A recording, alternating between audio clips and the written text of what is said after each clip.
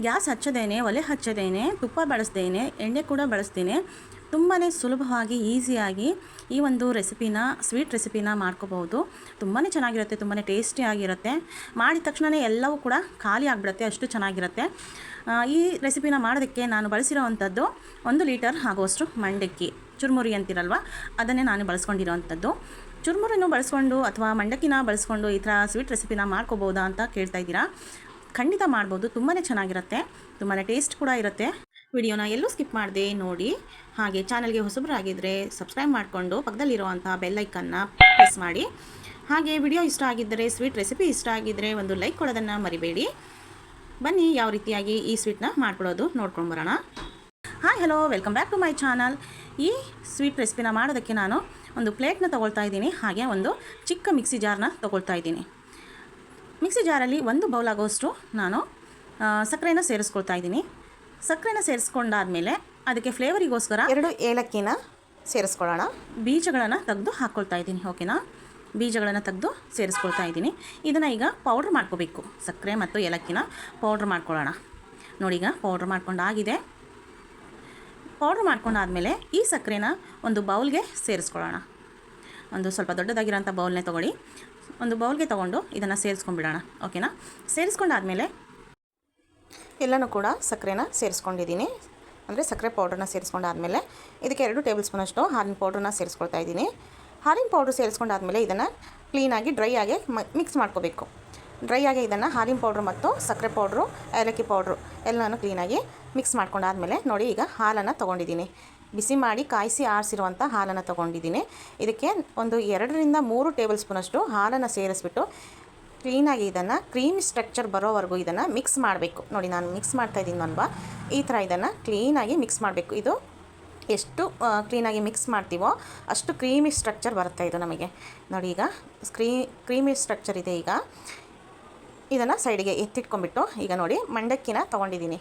ಚುರುಮುರಿ ಅಂತಿರಲ್ಲ, ಅದನ್ನು ತೊಗೊಂಡಿದ್ದೀನಿ. ನಾರ್ಮಲ್ ಆಗಿರುವಂತಹ ಮಂಡಕ್ಕಿನ ತೊಗೊಂಡಿದ್ದೀನಿ. ನೋಡಿ, ಇದನ್ನು ಕ್ಲೀನ್ ಮಾಡಿ ಎತ್ತಿಟ್ಕೊಂಡಿದ್ದೀನಿ ಎಲ್ಲನೂ ಕೂಡ. ಈಗ ಇದು 1 ಲೀಟರ್ ಆಗುವಷ್ಟು ಮಂಡಕ್ಕಿ ಇದೆ. ಇದನ್ನು ಈಗ ಒಂದು ದೊಡ್ಡ ಮಿಕ್ಸಿ ಜಾರಿಗೆ ಸೇರಿಸ್ಕೊಳ್ತಾ ಇದ್ದೀನಿ. ನೋಡಿ, ಒಂದು ಪ್ಲೇಟನ್ನು ಎತ್ಕೊಂಡಿದ್ದೀನಿ. ಅದ್ರ ಮೇಲೆ ಒಂದು ದೊಡ್ಡ ಮಿಕ್ಸಿ ಜಾರನ್ನ ತೊಗೊಂಡಿದ್ದೀನಿ. ಅದರಲ್ಲಿ ಈಗ ಎಲ್ಲವನ್ನು ಮಂಡಕ್ಕಿನ ಸೇರಿಸ್ಕೊಳ್ತಾ ಇದ್ದೀನಿ. ನೋಡಿ, 1 ಲೀಟರ್ ಮಂಡಕ್ಕಿ ಇದೆ. ಇದು 1 ಲೀಟರ್ ಮಿಕ್ಸಿ ಜಾರು. ಅದರಲ್ಲಿ ಸೇರಿಸ್ಕೊಂಡು ಇದನ್ನು ಫೈನ್ ಪೌಡ್ರಾಗಿ ಮಾಡ್ಕೊಂಬಂದುಬಿಡೋಣ. ನೋಡಿ, ಇದೀಗ ಪೌಡ್ರ್ ಆಗಿದೆ. ನಮಗೆ ಎಷ್ಟು ಸಾಧ್ಯನೋ ಅಷ್ಟು ಫೈನ್ ಪೌಡ್ರಾಗಿ ಮಾಡ್ಕೊಳ್ಳಿ. ನಾವು ಆವಾಗಲೇ ಮಾಡ್ಕೊಂಡಿರುವಂತಹ ಕ್ರೀಮಿ ಸ್ಟ್ರಕ್ಚರ್ ಸಕ್ಕರೆ ಪೌಡ್ರನ್ನು ಎತ್ತಿಟ್ಕೊಳ್ಳೋಣ. ಅದನ್ನು ಇನ್ನೊಂದು ಸತಿ ನಾವು ಮಿಕ್ಸ್ ಮಾಡಿಕೊಂಡು ಈಗ ಮಂಡಕ್ಕಿ ಪೌಡ್ರ್ ಮಾಡ್ಕೊಂಡಿರೋಂತಹ ಪೌಡ್ರನ್ನು ಈ ಒಂದು ಬೌಲಲ್ಲಿ ಸೇರಿಸ್ಕೊಂಡ್ಬಿಡೋಣ. ಅಂದರೆ ನಾವು ಆವಾಗಲೇ ಸಕ್ಕರೆ ಪೌಡ್ರ್ ಜೊತೆ ಮಿಕ್ಸ್ ಮಾಡ್ಕೊಂಡಿದ್ವಲ್ಲ, ಅದರಲ್ಲಿ ಈ ಮಂಡಕ್ಕಿ ಪೌಡ್ರನ್ನ ಸೇರಿಸ್ಕೊಂಡು ಅದಕ್ಕೆ ಈಗ 1 ಬೌಲ್ ಆಗೋವಷ್ಟು ನಾನು ಒಣ ಕೊಬ್ಬರಿನ ತುರಿದು ಇಟ್ಕೊಂಡಿದ್ದೀನಿ. ಅಂದರೆ ಮಿಕ್ಸಿ ಮಾಡಿ ಅದನ್ನು ಕೂಡ ಪೌಡ್ರ್ ಮಾಡಿ ಇಟ್ಕೊಂಡಿದ್ದೀನಿ. ಒಣ ಕೊಬ್ಬರಿ, ಕಾಯಿ ತುರಿ ಇರುತ್ತಲ್ಲ, ಅಂದರೆ ಒಣಕಾಯಿ, ಅದನ್ನು ಪೌಡ್ರ್ ಮಾಡಿ ಎತ್ತಿಟ್ಕೊಂಡಿದ್ದೀನಿ. ಅದನ್ನು ಕೂಡ ಈ ಮಂಡಕ್ಕಿಯಲ್ಲಿ ಸೇರಿಸ್ಕೊಂಡು ಈಗ ಒಂದು 2 ಟೇಬಲ್ ಸ್ಪೂನಷ್ಟು ಹಾಲನ್ನು ಸೇರಿಸ್ಕೊಂಡು ಇದನ್ನು ಮಿಕ್ಸ್ ಮಾಡ್ಕೊಳ್ತಾ ಇದ್ದೀನಿ. ನೋಡಿ, ಹಾಲು ಸೇರಿಸೋದು ತುಂಬ ಇಂಪಾರ್ಟೆಂಟ್ ಆಗಿರುತ್ತೆ. ಒಂದೇ ಸಲ ಎಲ್ಲನೂ ಕೂಡ ಹಾಕ್ಕೊಳಕ್ಕೆ ಹೋಗಬೇಡಿ. 2 ಟೇಬಲ್ ಸ್ಪೂನಷ್ಟು ಹಾಕ್ಕೊಳ್ಳಿ. ನೋಡಿಕೊಂಡು ಹಾಲನ್ನು ಸೇರಿಸ್ಕೋಬೇಕು. ಜಾಸ್ತಿ ಒಂದೇ ಸಲ ಸೇರಿಸ್ಕೊಂಡ್ಬಿಟ್ರೆ ತುಂಬ ಮೆತ್ತಗಾಗ್ಬಿಡುತ್ತೆ. ಆವಾಗ ನಮಗೆ ಬರ್ಫಿ ಥರ ಇದು ಬರೋದಿಲ್ಲ. ಓಕೆನಾ, ನೋಡ್ಕೊಂಬಿಟ್ಟು 1-2 ಟೇಬಲ್ ಸ್ಪೂನು ಹಾಗೆ ಸೇರಿಸ್ಕೊಂಡು ಇದನ್ನು ಚೆನ್ನಾಗಿ ಮಿಕ್ಸ್ ಮಾಡ್ಕೋಬೇಕು. ತೋರಿಸ್ತೀನಿ ಯಾವ ಕನ್ಸಿಸ್ಟೆನ್ಸಿಯಲ್ಲಿ ನಾವು ಇದನ್ನು ಮಿಕ್ಸ್ ಮಾಡ್ಕೋಬೇಕು ಅಂಥೇಳಿ. ನೋಡಿ, ಇದು ಈ ಥರ ಬರಬೇಕು. ನಮಗೆ ಕೈಗೆ ಅಂಟ್ಕೋಬಾರ್ದು, ಈ ಥರ ಇರಬೇಕು ನಮಗೆ.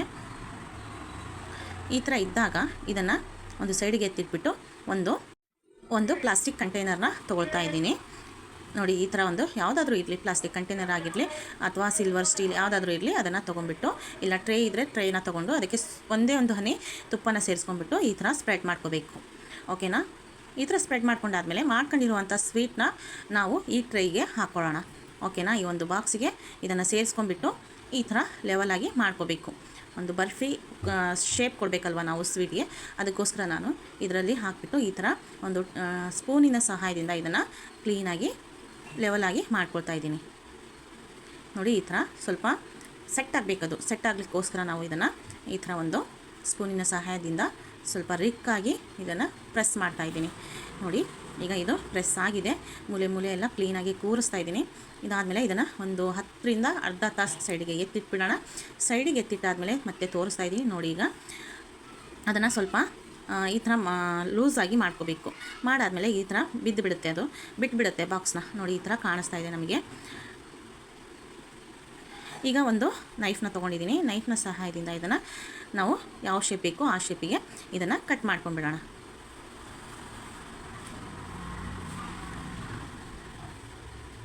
ನೋಡಿ ನಾನು ಇಲ್ಲಿ ಸ್ಕ್ವೇರ್ ಶೇಪಲ್ಲಿ ಕಟ್ ಮಾಡ್ಕೊಳ್ತಾ ಇದ್ದೀನಿ.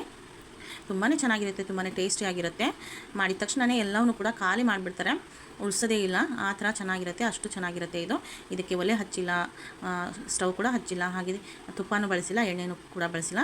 ಅಷ್ಟು ಈಸಿಯಾಗಿ ನಾವು ಈ ರೆಸಿಪಿನ ಮಾಡ್ಕೋಬೋದು. ನೋಡಿ ಒಂದು ಪೀಸ್ ಕೂಡ ನಾನು ತೋರಿಸ್ತಾ ಇದ್ದೀನಿ ಎಷ್ಟು ಚೆನ್ನಾಗಿ, ಎಷ್ಟು ಅದ್ಭುತವಾಗಿ ಬಂದಿದೆ ಅಂಥೇಳಿ ನೋಡಿ. ಈಗ ಇದಕ್ಕೆ ಡೆಕೋರೇಷನ್ಗೋಸ್ಕರ ನಾನು ಡ್ರೈ ದ್ರಾಕ್ಷಿನ ಇಟ್ಕೊಳ್ತಾ ಇದ್ದೀನಿ. ನೋಡಿ ಎಷ್ಟು ಪರ್ಫೆಕ್ಟಾಗಿ ನಮಗೆ ಸ್ವೀಟ್ನ ಮಾಡ್ಕೋಬೋದು. ಮನೆಯಲ್ಲೇ ಇರುವಂಥ ಇಂಗ್ರೀಡಿಯೆಂಟ್ಸ್ನ ಬಳಸ್ಕೊಂಡು ನಾವು ಈ ಥರ ಸ್ವೀಟ್ ರೆಸಿಪಿನ ಮಾಡ್ಕೋಬೋದು. ಯಾರಿಗೆಲ್ಲ ಈ ವಿಡಿಯೋ ಇಷ್ಟ ಆಯಿತು, ಈ ರೆಸಿಪಿ ಇಷ್ಟ ಆಯಿತು, ಒಂದು ಲೈಕ್ ಕೊಡೋದನ್ನು ಮರಿಬೇಡಿ. ಹಾಗೆ ಮುಂದಿನ ಸ್ವೀಟ್ ರೆಸಿಪಿ ಏನಂತ ನೋಡ್ಕೊಂಬರೋಣ ಬನ್ನಿ. ಇದನ್ನು ನೋಡ್ತಾ ಇದ್ದರೆ ನಮ್ಮ ಬಾಲ್ಯನ ನೆನಪಿಸುತ್ತೆ. ಯಾಕಂದರೆ ಬಾಲ್ಯದಲ್ಲಿ ನಾವು ಕೂಡ ಈ ಸ್ವೀಟ್ನ ತುಂಬಾ ತಿಂದಿರ್ತೀವಿ. ₹1ಗೆ 4 ಬರ್ತಿರ್ತಕ್ಕಂತಹ ಒಂದು ಸ್ವೀಟ್ ರೆಸಿಪಿ ಇದು. ಇವತ್ತು ಈ ಸ್ವೀಟ್ನ ನಾವು ಮನೆಯಲ್ಲೇ ಯಾವ ರೀತಿಯಾಗಿ ತಯಾರಿಸ್ಕೋಬೋದು ಅಂತ ಹೇಳಿ ನೋಡ್ಕೊಳ್ಳೋಣ.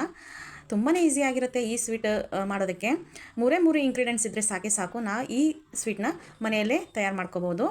ಇದನ್ನು ನೋಡ್ತಾ ಇದ್ದರೆ ನಮ್ಮ ಚಿಕ್ಕ ವಯಸ್ಸಿನ ಒಂದು ನೆನಪು ಕೂಡ ಬರುತ್ತೆ. ಅಂದರೆ ನಾವು ಚಿಕ್ಕ ವಯಸ್ಸಲ್ಲಿ ಇದ್ದಾಗ ಈ ಒಂದು ಸ್ವೀಟ್ನ 4 ಆಣೆಗೆ ಅಂದರೆ 25 ಪೈಸೆಗೆ ನಾವು ಈ ಸ್ವೀಟ್ನ ಕೊಂಡ್ಕೊಂಡು ತಿಂತಾಯಿದ್ವಿ.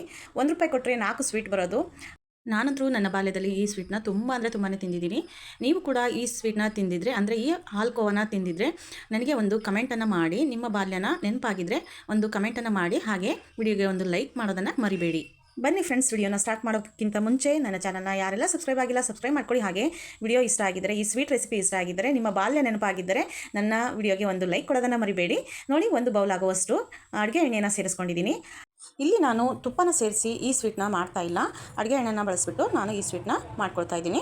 ಅದೇ ಬೌಲ್ ಅಳತೆಗೆ ನಾನು 2 ಬೌಲ್ ಆಗುವಷ್ಟು ಮೈದಾನ ಸೇರಿಸ್ಕೊಳ್ತಾ ಇದ್ದೀನಿ. ನೋಡಿ, ಈಗ ಮೈದಾನ ಸೇರಿಸ್ಬಿಟ್ಟು ಇದನ್ನು ಚೆನ್ನಾಗಿ ಹುರ್ಕೋಬೇಕು. ಲೋ ಫ್ಲೇಮಲ್ಲೇ ಇಟ್ಟು ಇದನ್ನು ಒಂದು 5ರಿಂದ 10 ನಿಮಿಷ ಚೆನ್ನಾಗಿ ಹಿಟ್ಟೆಲ್ಲ ಉದುರು ಆಗೋವರೆಗೂ, ಹಾಗೂ ಹಿಟ್ಟಲ್ಲಿರುವಂತಹ ಹಸಿ ವಾಸನೆ ಹೋಗೋವರೆಗೂ ನಾವು ಇದನ್ನು ಚೆನ್ನಾಗಿ ಒಂದು ಮೀಡಿಯಂ ಫ್ಲೇಮಲ್ಲಿ ಇಟ್ಕೊಂಡು ಅಥವಾ ಲೋ ಫ್ಲೇಮಲ್ಲಿ ಇಟ್ಕೊಂಡು ನಾವು ಚೆನ್ನಾಗಿ ಹುರ್ಕೋಬೇಕು. ನೋಡಿ, ಇಲ್ಲಿ ನಾನು ಹುರಿತಾ ಇದ್ದೀನಿ. ನೋಡಿ, ಈ ಕನ್ಸಿಸ್ಟೆನ್ಸಿಯಲ್ಲಿ ಬರುವಾಗ ನಾನು 1 ಟೇಬಲ್ ಸ್ಪೂನ್ ಆಗುವಷ್ಟು ತುಪ್ಪನ ಸೇರಿಸ್ಕೊಳ್ತಾ ಇದ್ದೀನಿ.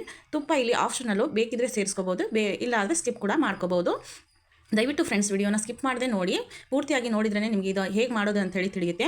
ನೋಡಿ, ಈ ಹದಕ್ಕೆ ಬರೋವರೆಗೂ ನಾವು ಇದನ್ನು ಚೆನ್ನಾಗಿ ಹುರ್ಕೋಬೇಕು. ಅಂದರೆ ಇದು ಉದುರಾಗಿ ಮತ್ತೆ ಇದರಲ್ಲಿರುವಂತಹ ಎಣ್ಣೆ ಅಂಶನ ಬಿಡುತ್ತೆ, ಅಲ್ಲಿವರೆಗೂ ನಾವು ಇದನ್ನು ಚೆನ್ನಾಗಿ ಹುರ್ಕೋಬೇಕು. ನಂತರ ಇದನ್ನು ಒಂದು ಪ್ಲೇಟಿಗೆ ಸೇರಿಸ್ಕೊಳ್ತಾ ಇದ್ದೀನಿ. ಯಾಕಂದರೆ ಇದು ತಣ್ಣಗಾಗಬೇಕು, ಸಂಪೂರ್ಣವಾಗಿ ಇದು ನಮಗೆ ತಣ್ಣಗಾಗಬೇಕು. ಉಗುರು ಬೆಚ್ಚಗಾಗೋವರೆಗೂ ಇದನ್ನು ನಾವು ತಣ್ಣಗೆ ಮಾಡಲಿಕ್ಕೆ ಒಂದು ಪ್ಲೇಟಿಗೆ ಸೇರಿಸ್ಕೊಳ್ತಾ ಇದ್ದೀನಿ. ಇದನ್ನು ಸೇರಿಸ್ಕೊಂಡ್ಬಿಟ್ಟು ಸ್ವಲ್ಪ ಹರಡಿಬಿಟ್ಟು ತಟ್ಟೆಯಲ್ಲಿ ಇದನ್ನು ಒಂದು ಸೈಡಿಗೆ ಎತ್ತಿಟ್ಕೊಂಡ್ಬಿಡೋಣ. ನಂತರ ಒಂದು ಮಿಕ್ಸಿ ಜಾರ್ನ ತೊಗೊಳ್ತಾ ಇದ್ದೀನಿ. ನೋಡಿ, ಈ ಮಿಕ್ಸಿ ಜಾರಿಗೆ ನಾವು ತೊಗೊಂಡಿರುವಂಥ ಹಿಟ್ಟಿನ ಅಳತೆಗೆ ನಾನು ಸಕ್ಕರೆನ ಸೇರಿಸ್ಕೊಳ್ತಾ ಇದ್ದೀನಿ. ಯಾವ ಬೌಲಲ್ಲಿ ನಾನು ಹಿಟ್ಟು ಸೇರಿಸ್ಕೊಂಡಿದ್ನಲ್ಲ ಅದೇ ಬೌಲ್ ಅಳತೆಗೆ ನಾನು ಇಲ್ಲಿ ಸಕ್ಕರೆನ ಸೇರಿಸ್ಕೊಳ್ತಾ ಇದ್ದೀನಿ. 1 ಬೌಲ್ ಆಗೋಷ್ಟು ಸಕ್ಕರೆನ ಸೇರಿಸ್ಕೊಂಡ್ಬಿಟ್ಟು ಇದನ್ನು ಪೌಡ್ರಾಗಿ, ಫೈನ್ ಪೌಡ್ರ್ ಆಗಬೇಕು, ಹಾಗೆ ನಾವು ಇದನ್ನು ಮಾಡ್ಕೋಬೇಕು. ಇದಕ್ಕೆ ಏಲಕ್ಕಿನ ಸೇರಿಸ್ಕೊಳ್ಳಿ. ನಾನು ಇಲ್ಲಿ ಸ್ಕಿಪ್ ಆಗಿದೆ, ವಿಡಿಯೋ ಸ್ಕಿಪ್ ಆಗಿದೆ, ಹಾಗಾಗಿ ತೋರ್ಸೋಕ್ಕಾಗಿಲ್ಲ. ಇದಕ್ಕೆ ಫ್ಲೇವರಿಗೆ ಸ್ವಲ್ಪ ಏಲಕ್ಕಿನ ಸೇರಿಸ್ಕೊಂಡು ಸಕ್ಕರೆಯಲ್ಲಿ ಪೌಡ್ರ್ ಮಾಡ್ಕೊಳ್ಳಿ, ತುಂಬಾ ಚೆನ್ನಾಗಿ ಘಮ ಇರುತ್ತೆ. ನಂತರ ಈಗ ನಾವು ಮಾಡ್ಕೊಂಡಿರುವಂತಹ ಮಿಶ್ರಣ, ಪಾಲ್ಕೋವಾ ಮಿಶ್ರಣಕ್ಕೆ ಈಗ ಈ ಸಕ್ಕರೆ ಪೌಡ್ರನ್ನ ಸೇರಿಸ್ಕೊಳ್ಳೋಣ. ನೋಡಿ, ಸ್ವಲ್ಪನೇ ನೋಡಿಕೊಂಡು ಸೇರಿಸ್ಕೊಳ್ಳಿ. ಸಿಹಿ ಹೆಚ್ಚಾಗಿ ತಿನ್ನೋರಾದರೆ ಎಲ್ಲನೂ ಕೂಡ ಸೇರಿಸ್ಕೊಬಹುದು. ಇಲ್ಲಿ ನೋಡಿಕೊಂಡು ಸೇರಿಸ್ಕೊಳ್ಳಿ.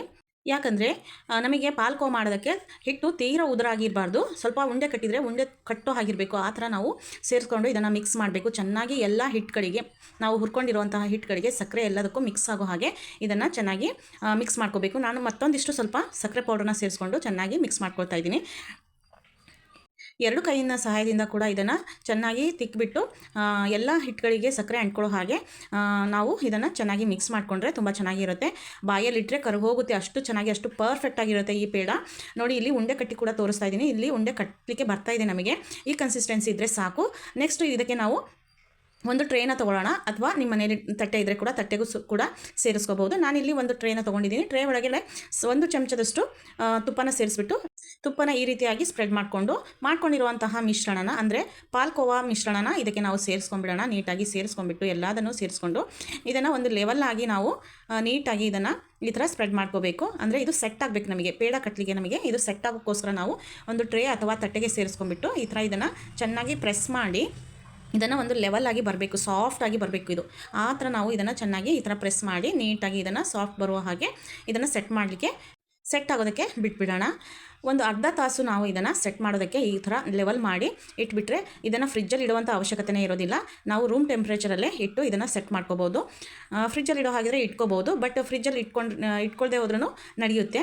ನೋಡಿ, ಈ ಥರ ನಾನು ಒಂದು ಸ್ಪೂನಿನ ಸಹಾಯದಿಂದ ನೀಟಾಗಿ, ಅಂದರೆ ಸಾಫ್ಟಾಗಿ ಬರೋ ಹಾಗೆ, ಅಂದರೆ ಲೆವೆಲಾಗಿ ನೈಸಾಗಿ ಬರೋ ಹಾಗೆ ನಾನು ಇದನ್ನು ಒಂದು ಸ್ಪೂನಿನ ಸಹಾಯದಿಂದ ಈ ಥರ ತಿಕ್ಬಿಟ್ಟು ಇದನ್ನು ಲೆವೆಲ್ ಮಾಡ್ತಾಯಿದ್ದೀನಿ. ನೋಡಿ, ಈ ಥರ ಮಾಡಿಕೊಂಡ್ರೆ ಒಂದು 1/2 ಅವರ್ 30 ಮಿನಿಟ್ ಇದನ್ನು ಬಿಟ್ಬಿಟ್ಟು ನೋಡೋಣ. ನೋಡಿ, ಈಗ ಇದು ಸಂಪೂರ್ಣವಾಗಿ ಸೆಟ್ ಆಗಿದೆ. ಈಗ ನಾವು ಒಂದು ಚಾಕುನ ತಗೊಂಡು ಇದನ್ನು ಲೈನ್ಸ್ಗಳನ್ನು ಹಾಕ್ಕೊಳ್ಳೋಣ, ಅಂದರೆ ಇದನ್ನು ಕಟ್ಟಾಗಿ ಮಾಡ್ಕೊಳ್ಳೋಣ. ತುಂಬ ಈಸಿಯಾಗಿ ಕಟ್ ಆಗುತ್ತೆ, ಯಾವುದೇ ಥರದ ಗಟ್ಟಿ ಕೂಡ ಆಗಿರಲ್ಲ. ಇದು ಸಾಫ್ಟ್ ಅಂದರೆ ತುಂಬಾ ಸಾಫ್ಟ್ ಆಗಿರುತ್ತೆ, ಅಷ್ಟು ಚೆನ್ನಾಗಿರುತ್ತೆ ಈ ಪೇಡ. ನೋಡಿ, ಈಗ ನೀಟಾಗಿ ನಾನು ಲೈನ್ಸ್ಗಳನ್ನು ಹಾಕ್ಕೊಳ್ತಾ ಇದ್ದೀನಿ. ನಾವು ಅಂಗಡಿಗಳಲ್ಲಿ ಯಾವ ಥರ ತಿಂತಿದ್ವಲ್ಲ ಚಿಕ್ಕ ಚಿಕ್ಕ ಪೇಡಗಳನ್ನು, ಅದೇ ಥರನೇ ಕಟ್ ಮಾಡ್ತಾ ಇದ್ದೀನಿ. ನಿಮಗೆ ಯಾವ ಶೇಪಿಗೆ ಬೇಕೋ ಆ ಶೇಪಿಗೆ ಕೂಡ ನೀವು ಕಟ್ ಮಾಡ್ಕೋಬೋದು. ಎಷ್ಟು ದೊಡ್ಡದು ಬೇಕಾದರೂ ಕಟ್ ಮಾಡ್ಕೋಬೋದು, ಅಷ್ಟು ಚೆನ್ನಾಗಿರುತ್ತೆ. ಎಷ್ಟೇ ಚಿಕ್ಕದು ಮಾಡ್ಕೊಂಡ್ರೂ ನಮಗೆ ಪೀಸ್ಗಳಂತೂ ತುಂಬ ಅದ್ಭುತವಾಗಿ ಬರುತ್ತೆ. ನೋಡಿ, ಈಗ ಕಟ್ ಮಾಡಿ ಆಗಿದೆ. ಈಗ ಕಟ್ ಮಾಡಿ ಆದಮೇಲೆ ಈ ಥರ ಎಡ್ಜಸ್ ಕೂಡ ನಾನು ಬಿಡಿಸ್ಕೊಳ್ತಾ ಇದ್ದೀನಿ. ಈ ಥರ ಸುತ್ತಲೂ ಎಡ್ಜಸ್ಟ್ ಬಿಡಿಸ್ಕೊಂಡು ಈಗ ಒಂದೊಂದೇ ಪೀಸ್ನ ತಗೊಳ್ತಾ ಇದ್ದೀನಿ. ನೋಡಿ, ಎಷ್ಟು ಪರ್ಫೆಕ್ಟಾಗಿ ಬರ್ತಾಯಿದೆ ನಮಗೆ ಪೀಸಸ್ಗಂತೂ, ತುಂಬಾ ಚೆನ್ನಾಗಿ ಬರುತ್ತೆ ಪೀಸಸ್ ಅಂತೂ. ನೋಡಿ, ಎಲ್ಲನೂ ಕೂಡ ಈಗ ತೆಗೆದು ತೋರಿಸ್ತಾ ಇದ್ದೀನಿ ಯಾವ ಥರ ಪೀಸಸ್ಗಳು ನಮಗೆ ಬರ್ತಾಯಿದೆ ಅಂತೇಳಿ. ಎಲ್ಲೂ ಕೂಡ ಒಟ್ಕೊಳ್ತಾ ಇಲ್ಲ, ಅಷ್ಟು ಸಾಫ್ಟಾಗಿ ಇರುತ್ತೆ, ಬಾಯಿಲಿಟ್ಟರೆ ಕರಗೋಗುತ್ತೆ, ಅಷ್ಟು ಚೆನ್ನಾಗಿರುತ್ತೆ ಈ ಸ್ವೀಟ್ ಅಂತೂ. ಮನೇಲಿ ನೀವು ಕೂಡ ಟ್ರೈ ಮಾಡಿ. ಬರೀ 3 ಇಂಗ್ರೀಡಿಯೆಂಟ್ಸ್ ಇದ್ದರೆ ಸಾಕು. ಇದಕ್ಕೆ ತುಪ್ಪ ಬಳಸಬೇಕು ಅಂತ ಏನಿಲ್ಲ, ಬರೀ ಅಡುಗೆ ಎಣ್ಣೆಯಲ್ಲೇ ಮಾಡ್ಕೊಂಡು ತಿನ್ಬೋದು, ತುಂಬಾ ಚೆನ್ನಾಗಿರುತ್ತೆ.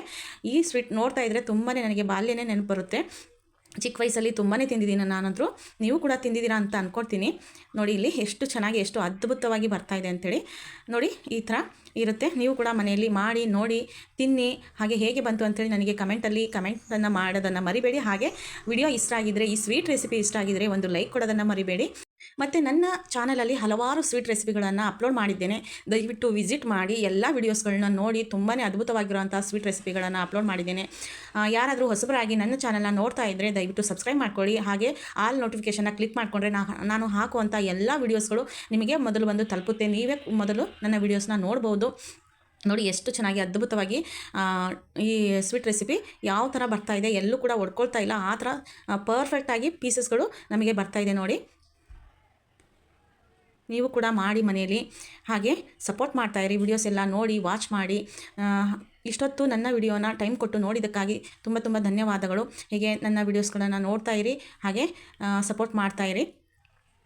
ಹಾಗೆ ಲೈಕ್ ಕೊಡೋದನ್ನು ಮರಿಬೇಡಿ. ಹಾಗೆ ಮುಂದಿನ ಒಂದು ವಿಡಿಯೋದಲ್ಲಿ ಸಿಗೋಣ. ಮತ್ತು ಅಲ್ಲಿವರೆಗೂ ಕಾಯ್ತಾ ಇರಿ. ಬಾಯ್, ಟೇಕ್ ಕೇರ್.